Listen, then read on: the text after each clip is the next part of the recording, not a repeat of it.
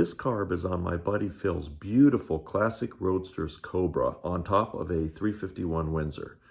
The car would start right up, but wouldn't idle, and we knew it sat for a couple years, so we decided to take a look. After seeing what's inside, we knew we needed to do a rebuild.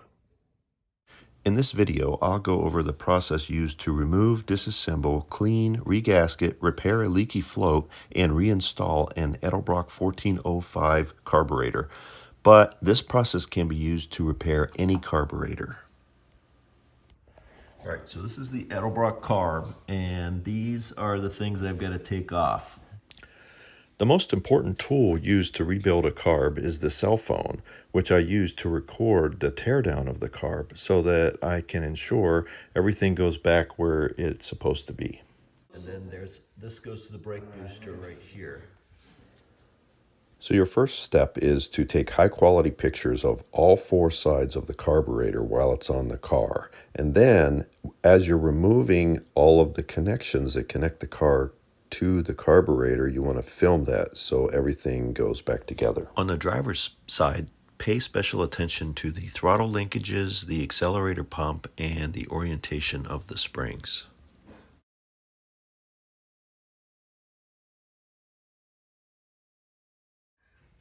I should have. Right through here. Okay. Now. And on the passenger side of the carb, you'll have the fuel going into the carb. Right below that is the choke. Then there's the PVC going to the front of the carb. And to the right of that, you have the brake booster. After that, you'll typically have to remove the 4 bolts holding the carburetor to the intake manifold. After you remove the carb, make sure you tape over the intake manifold hole so that nothing gets dropped into the engine while the carb is off. Once you have the carb off the car, you can then remove the top plate and start the cleanup. After giving the carb a really thorough look over, I disassemble it and mark the position of every component. And I film the entire process so that I don't forget where things go. If you see crud in the bottom of the bowls, you can bet that many of the passages are also clogged up in the carburetor.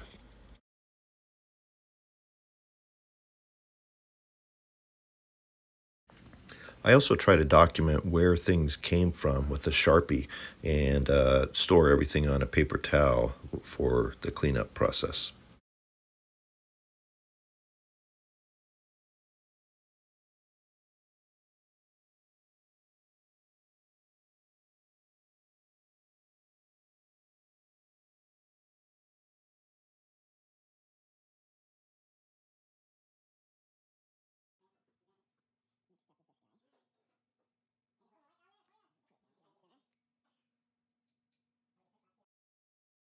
At this point, I flipped the carb over and I heard a couple of parts fall out from somewhere in the carburetor.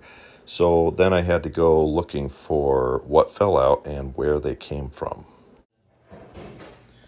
So inside this hole right here, these guys came out of. I think probably the ball goes in first and then the square deal goes in there second. I then used the cell phone to pull up the Edelbrock 1405 manual and verify the part location and orientation.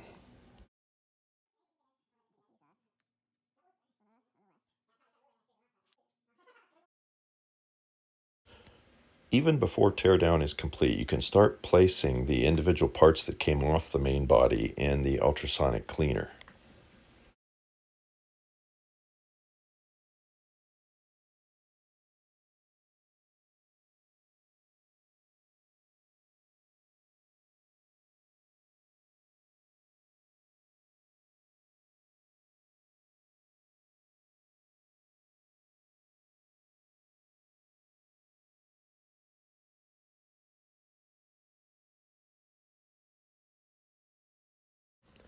Next, I am removing the idle mixture screws, and you'll want to count the number of turns out from full in so that you can put them back to where they were.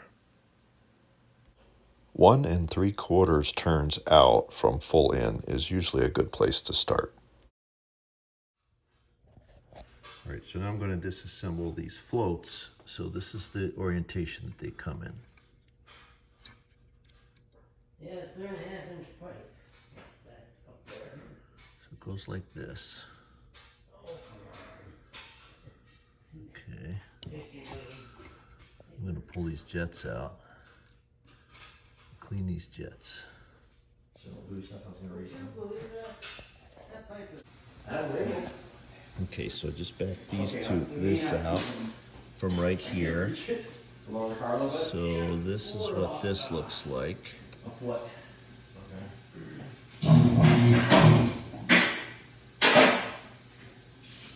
So let's see.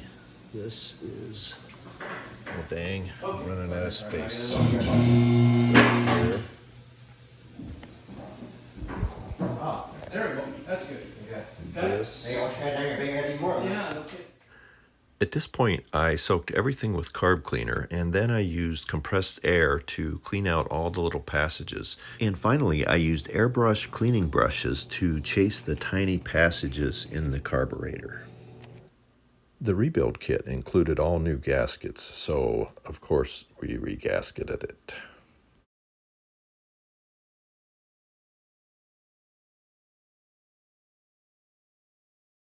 And finally, I regasketed the gaskets in the highlighted areas above. Then Phil noticed that one of the floats had a hole in it and was soaked with gasoline. The way you test a float to see if it's waterlogged is you hold it up to your ear and you shake it back and forth, and you'll either feel the water in there or hear the sloshing around. So we drilled a hole in the float so we could drain out all of the gas stuck in there, and then I soldered over the hole. Reassembly is of course the opposite of disassembly, and using the high quality photos and video you can be sure to get everything back where it needs to be. So after I got the car back together, we put it back on the car and gassed it up. That's, ooh, yeah.